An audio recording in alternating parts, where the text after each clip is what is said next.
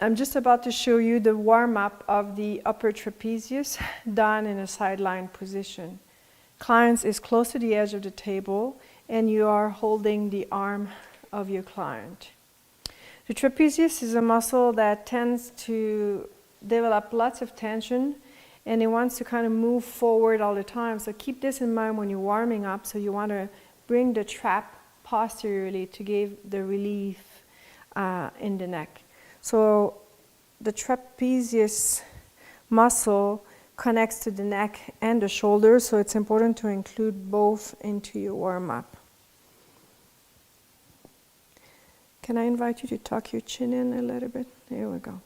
Tucking the chin in brings the muscle to the surface and makes it more accessible for you, the therapist.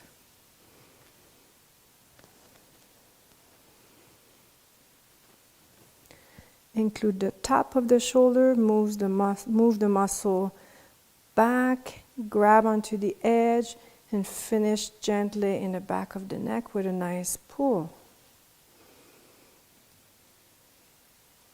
You see the alignment of the thumb with the radius? It's always in a straight line, so keep that in mind when you work this muscle using your thumb.